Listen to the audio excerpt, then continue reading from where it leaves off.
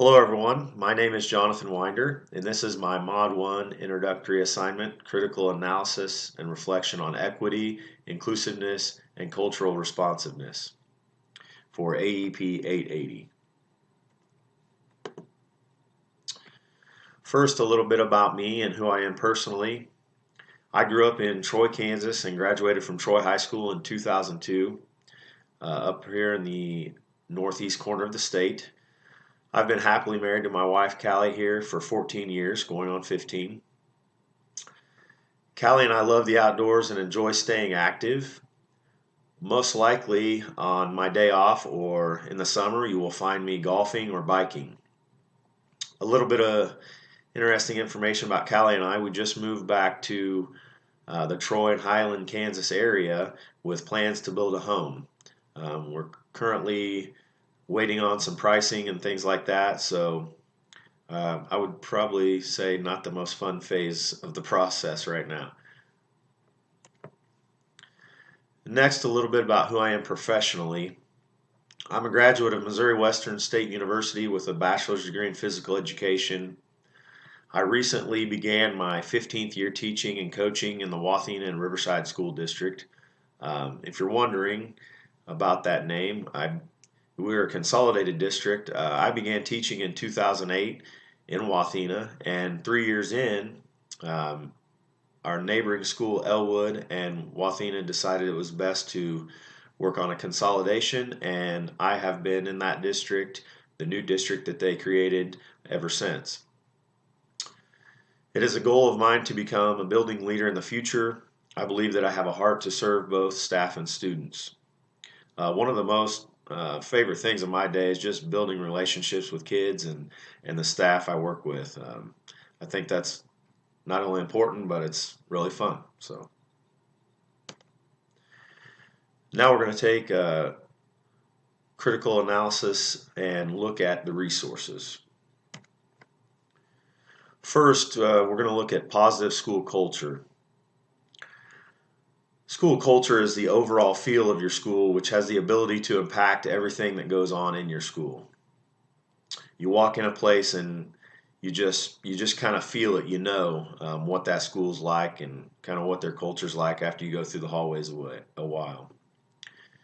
It includes things like school norms, attitudes, traditions, and common beliefs. I will say when we consolidated in 2011, we had to come up with a lot of that stuff. The new traditions and common beliefs between two schools coming together. Benefits of a positive school culture include decreasing chronic absenteeism, improving educational equity, reducing bullying, and increasing academic performance. And lastly, sustaining a positive school culture requires positive relationships with students, faculty and staff, and parents and community. Definitely one of the most important things. Now we're going to take a look at inclusive and supportive school culture. An inclusive school culture involves building community and establishing inclusive values. In an inclusive school, every student, regardless of ability and background, is included in every aspect of school life, including general education classes, school events, activities, and excursions. I think one of our most important jobs as educators is to make sure students are safe, supported, engaged, and accepted. And I would agree with Prothero here. Next, we're going to take a look at equitable school culture. A school culture of equity is where educators create a classroom, school, and system where excellence is achieved for all students, no matter who they are or where they come from. And I can definitely tell that takes place in our school. We have a great staff who sees students come from multiple different communities to our school, and I think they do a great job of making sure they all get a fair shake. An equitable school culture embraces the uniqueness, strengths, and challenges of every student and provides equitable support, understanding, expectations, and encouragement to succeed. I think it takes that blend of supporting the student, but also giving them expectations and challenging them. Steps to an equitable school culture include a shared vision and language, establishing norms, and hiring a diverse faculty and staff. To support equitable learning, teachers must first assess their own biases in order to view each student as an individual. Teachers working to create an environment based on respect and inclusivity is the key. That's one of the main things I try to do is, just treat kids with respect, and, obviously the golden rule, treat them like you want to be treated. And I think once students know that you're there for them, they're totally willing to work hard and be at their best for you. Next, we're going to take a look at responsive school culture. A culturally responsive education is a cultural view of learning and development where multiple forms of diversity are recognized, understood, and regarded as forms of knowledge for rigorous teaching and learning. One of the main keys to a culturally responsive school is to find ways for teachers to connect with all students to help them better understand each other. I think that's super important. I think if you understand why a kid may act the way he does or what makes him tick, I think that just goes a long way to meeting them halfway and creating that understanding, so that you and them can be successful together. Another important key is for educators to use cultural knowledge, prior experiences, and learning styles of diverse students to make learning more engaging and effective. Culturally responsive practices are making sure that our school systems are built to ensure success for all students, regardless of race, identity, ethnicity, or language.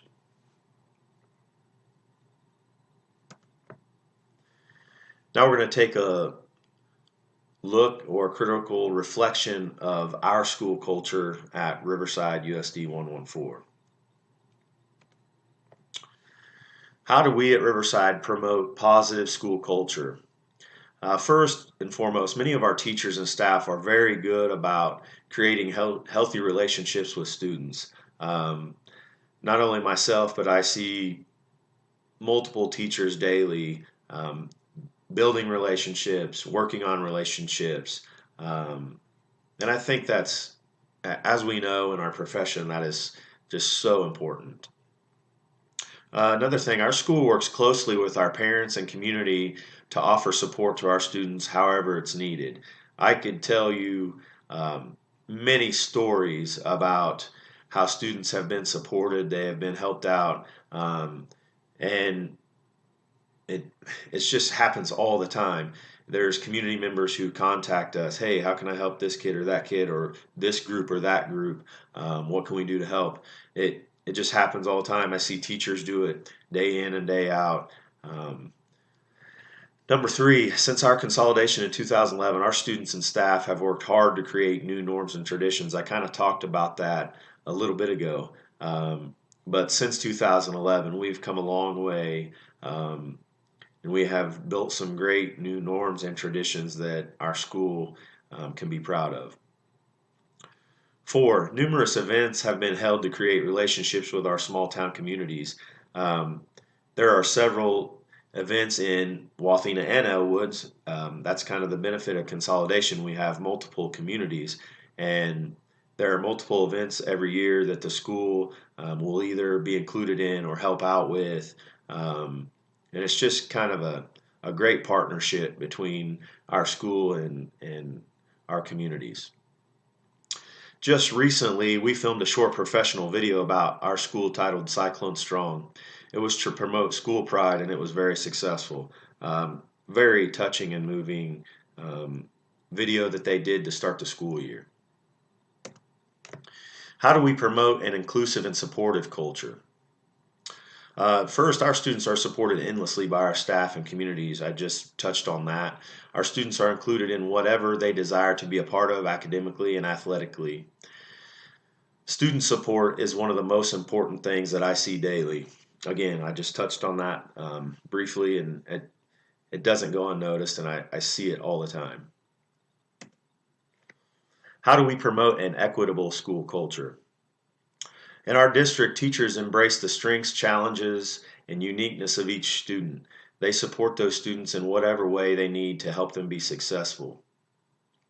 Our staff also does a nice job of creating an environment where students are included and respected as well. How do we promote a responsive school culture?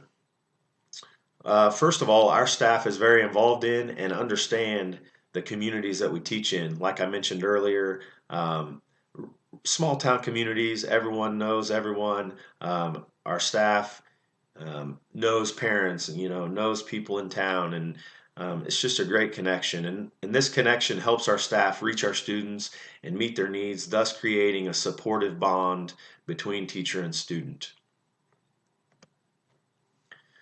Our school culture compared to the research. I feel like our school culture was very comparable to the research. As I was reading through it, I was like, yep, I see that daily. Yes, I know that teacher does that. And as I read through those resources, I thought of several instances in our school that take place daily where teachers go above and beyond to support our students.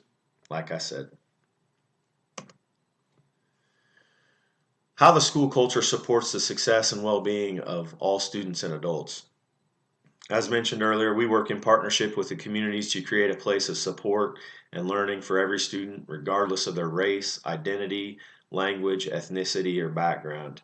Um, our teachers are there for every kid. It doesn't matter who they are, what they sound like, what they look like, what they walk like. Um, we have a very caring staff, and I'm very blessed to work with all of them. Familiar characteristics between our school, community, and the research. Again, our staff does a great job of making connections with a diverse group of students. They work together in partnership with our parents and communities to meet the needs of these students. CLO 3.1 correlation.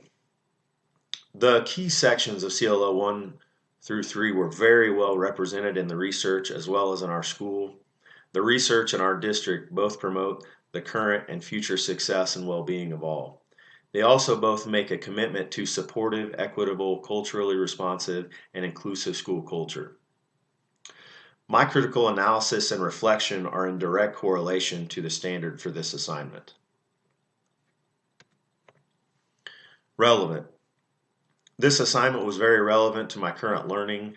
It confirmed some things I already knew about myself as an educator and what I know about the culture of our school. It also helps strengthen my knowledge about equity, inclusiveness, and cultural responsiveness. Reflection. This assignment reaffirmed what I know about these topics. My mission as a building leader is to maintain a supportive, equitable, culturally responsive, and inclusive school culture. This will be done by hiring a caring, professional, and diverse staff that wants what is best for all students. We will then partner with our parents and community to bring our students the best educational experiences possible. Here are my resources.